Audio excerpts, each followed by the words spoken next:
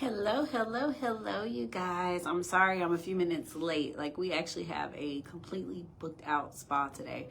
So I was running and doing charcuterie boards before we met.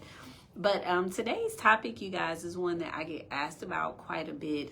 Skin tightening and then post-sculpting lumps. What do you do? How do you fix it?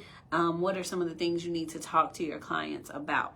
So not just post-sculpting lumps, but you guys, post-surgical lumps, because a lot of clients will come in and they'll say, oh, I had a BBL, but this area is uneven. So let's talk about it. The number one tool, you guys, that you need to use, and look up the machine behind me, but for your cavitation machine is going to be your radio frequency. That's going to be a major thing that's going to help, but also wood therapy.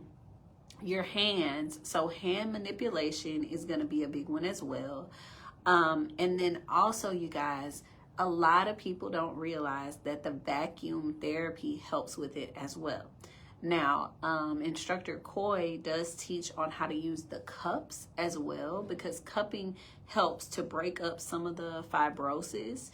But once again, when it comes down to it, you have to know how long to do it, how often to do it, and then in the area that the client is trying to smooth out, what all you can add to it. So this is Technique Tuesday, but there's a couple of different techniques that I would use. So I'm just gonna go over kind of the top three, excuse me, that are gonna be within your scope to use.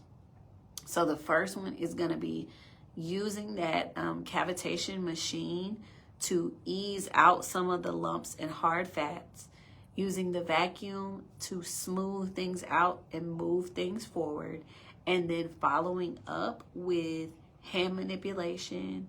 If you have a fascia blaster or G5, those things help with it as well. But every client is going to be different.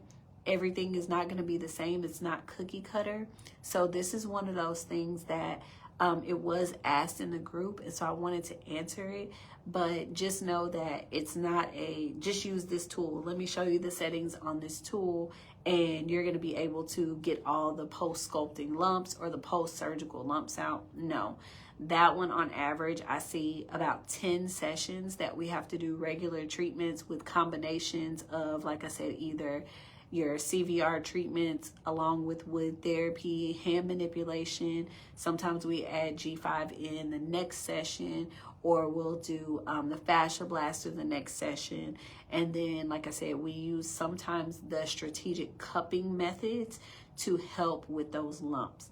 So when your clients come in with post-sculpting lumps, the number one piece of advice I'm going to give you is to set the expectation for those clients so that they know and understand that it's going to take time to resolve that issue. Extremely important, you guys. But the second thing that people were asking about was skin tightening. Skin tightening, hands down, is radio frequency. What I'm finding is the issue with most people who are doing treatments and not seeing great results of skin tightening. You're not using your RF handle long enough, and you're not checking the temperature of the client's skin to make sure that the RF heat is actually penetrating the skin. You're moving so fast that you're not actually allowing that radio frequency to hit the skin and to actually warm up the tissue so that you can increase the collagen production. So for skin tightening, you guys, I'm going to say add more radio frequency time. You can take out some of the vacuum and cavitation time. So add more radio frequency time, slow down with your movements. And then if you have one, we use like the little infrared skin sensor to check the client's skin to make sure that as we're doing the treatments, you can tell that the heat is actually rising and the tissue is actually getting heated. Those are the things that I see as like the number one issue when people are saying, well, I'm doing RF, but I don't really see, a result. The other issue, you guys, is using RF too much. When you are trying to produce collagen and tighten skin, it takes more time. So we only do radio frequency treatments every 2 weeks or so. We don't do that every single time the client comes in, because you're also pulling at the fibers, and the fibers have to have time to grow back stronger and produce that collagen. So those are the things that I'm seeing that I would say, hey, you guys, don't do it. Highly recommend that you slow down a little bit, that you get the infrared temperature so you can check the temperature of the client's skin, and also making sure that you're using the right medium, making sure that you're using a conductor gel when you're doing that treatment so that that heat can penetrate.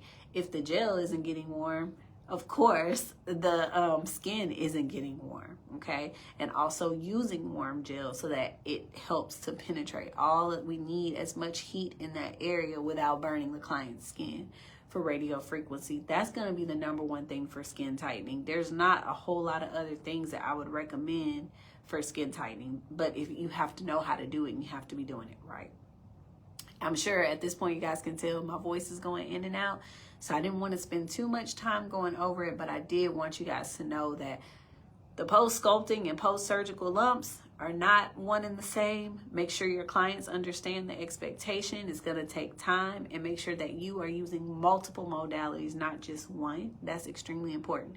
And for radio frequency, know that you need to slow down. Make sure that the heat is actually penetrating the client's skin, and that you are taking your time, and that you're not overusing RF. Those are the things that are really going to help with skin tightening. So I hope that that helped, gave you guys a little bit of insight. If you have more questions and comments, please let me know. Put them in the comments section. But I got to get ready for this day, and I got to put a mask on, y'all, because I've been spreading germs all week. So y'all have a good day. I will see you guys next week. We'll do a business-related topic. Talk to you soon. Bye.